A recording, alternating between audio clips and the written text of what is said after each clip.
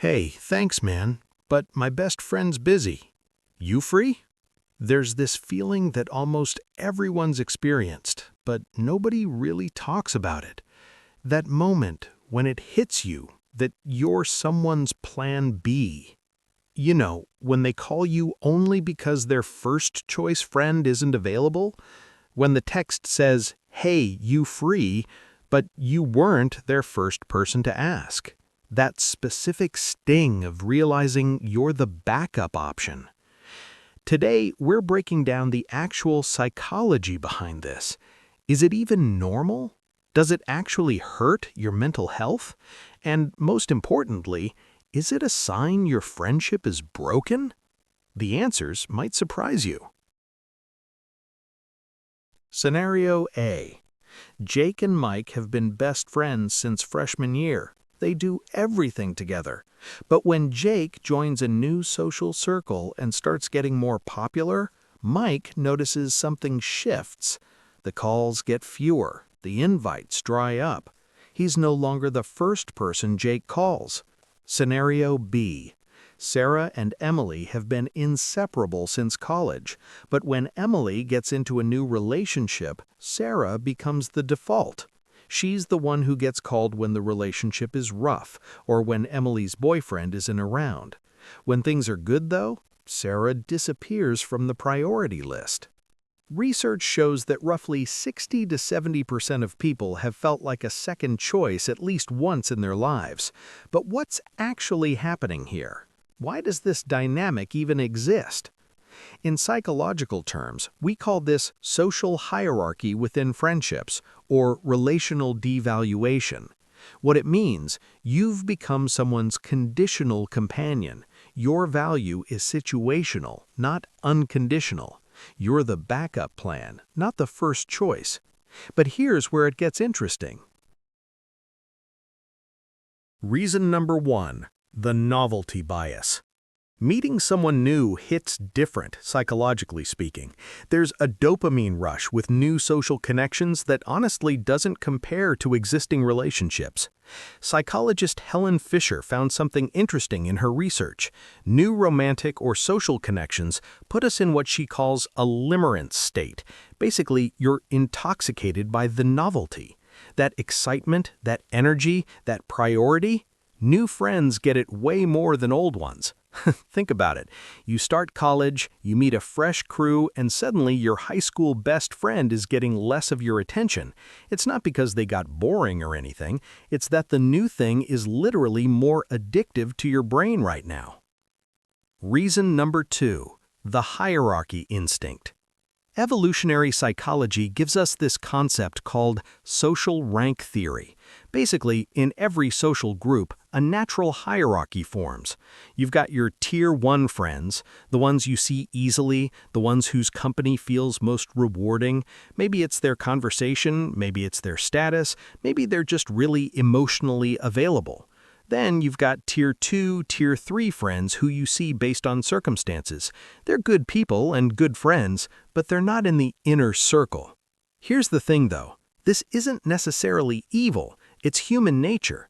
The problem starts when you're not aware you're in Tier 2, or the hierarchy becomes conscious and deliberately cruel, or it starts messing with your mental health. Reason number 3. The availability paradox. There's this principle called the mere exposure effect. Basically, the more frequently you're exposed to something, the more you like it. So logically, a friend who's always available should be someone's favorite, right? But that's not how it works. The friend who's less available, they automatically become more valuable. They seem more in demand, more interesting, more valuable overall. Think about it like this. Your friend who's always saying, "Yeah, I'll come," gets taken for granted. You expect them to be there. But your friend who's rarely available, you actually try harder for them. You value that time more. This is an unconscious bias that's pretty universal. Okay, so we understand why it happens.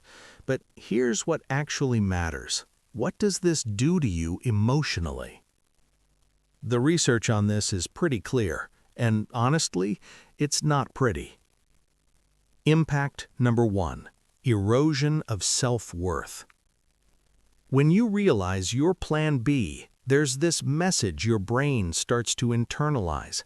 I'm not that important. My company isn't that valuable. That's the beginning of a pretty dark spiral. A lot of depression and anxiety cases actually start with something like this, with this feeling of relational devaluation. Kipling Williams, a psychologist who's done serious research on this, found something wild. Social rejection activates the same parts of your brain as physical pain. Literally, we're not exaggerating. Your brain experiences social rejection as actual pain. Impact number 2. The resentment buildup. At first, you deal with it. You're cool about being second choice sometimes. That's fine. But when that pattern keeps repeating, when you're always the backup, something changes. Quiet resentment starts building up inside you. And that resentment poisons the friendship. You start putting in less effort. You get passive-aggressive. The genuine connection starts to corrode. Eventually, you might even walk away from the friendship completely, and they might not even understand why. Impact number 3. Anxious attachment patterns. Here's something important. If you feel like a second choice long-term, you can develop what's called insecure attachment. What that looks like, you're constantly seeking validation. You overinvest in friendships trying to secure your position. You develop this fear of being abandoned. And this is the important part, you bring this same anxiety into your other relationships. There's research showing that people who experience relational devaluation tend to repeat that same pattern in future friendships and romantic relationships. Alright, so everything I just told you might sound pretty bleak, but before you start cutting people out of your life, there's something really important you need to understand. Not everyone who is your second choice is treating you badly. Listen to me on this one because it's crucial. In healthy friendships, and I mean all healthy friendships, there's naturally going to be hierarchy.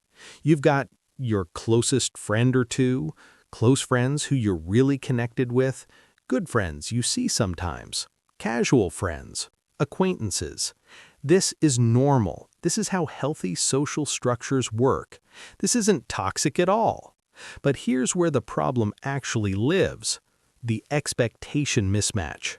What hurts is when you think someone is your best friend, but they're actually experiencing the friendship at a different level. You think you're their number 1, but you're actually number 4. Real example, your friend believes that you're their best friend. In reality, they have 3 closer friends, and you're in tier 2. When they realize the mismatch, it feels like a betrayal. Compare that to if you knew from the start that you were close friends but not best friends, the dynamic feels completely different. There's no pain there because expectations are aligned.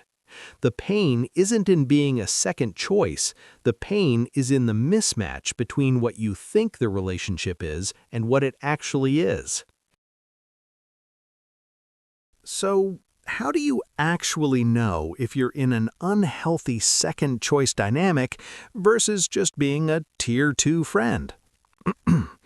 Here are the actual red flags. Red flag number 1. Consistent cancellations.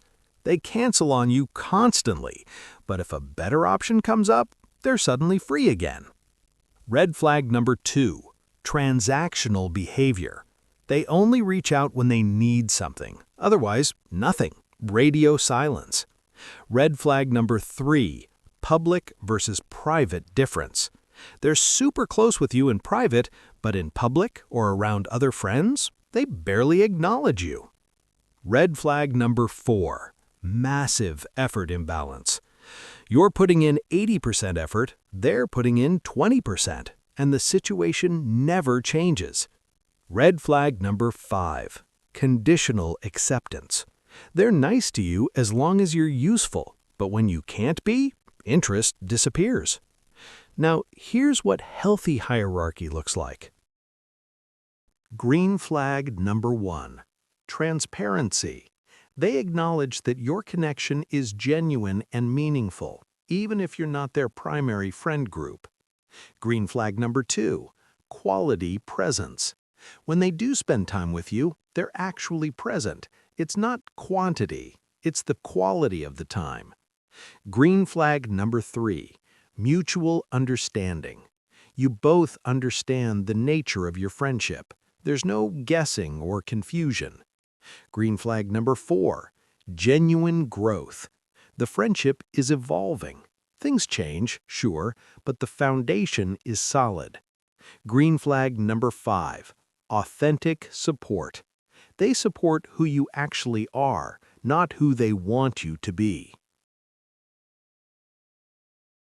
If you're in this situation right now, here's what you can actually do about it. Step 1. Get honest clarity. First, have a real conversation with yourself. Is there actually an expectation mismatch? Is this person actually bad, or am I expecting something they can't give?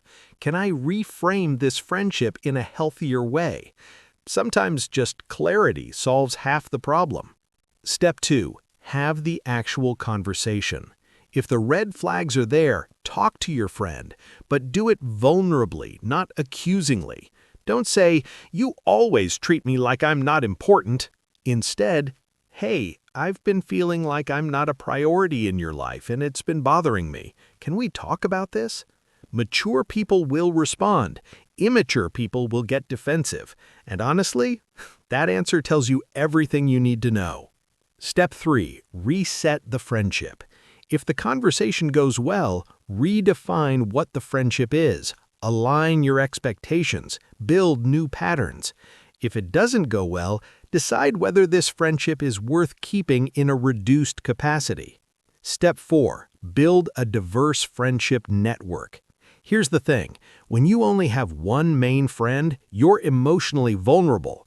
A healthy structure looks like 1 or 2 best friends, 3 to 5 close friends, 10 to 15 good friends, 20+ casual friendships. This kind of network makes you emotionally resilient. You're not putting all your emotional eggs in one basket. Step 5. Build internal validation. This is the biggest one, and this is where people miss it. When your self-worth is dependent on external validation, on whether people choose you first or second, you're always going to struggle. Therapy, journaling, meditation, therapy. Work on your internal sense of value. When you feel good about yourself independent of what others think, that second choice feeling loses a lot of its power. Here's the thing most people miss. We're all someone's second choice. We all are, and that's actually okay. Relationships aren't math equations. They're organic, complicated, human things. The real wisdom isn't about being number 1. Real wisdom is knowing your own value, communicating your expectations clearly, choosing people who genuinely value you, building a diverse social network, developing your own internal sense of worth. That's the stuff that actually matters. If you're dealing with this right now, drop it in the comments. Let me know what's going on. Or if you've done the work to fix a friendship like this, I want to hear that too. These conversations are awkward, but they shouldn't be taboo. Like this video if it hit different. Subscribe for more deep psychology breakdowns, and I'll see you in the next one.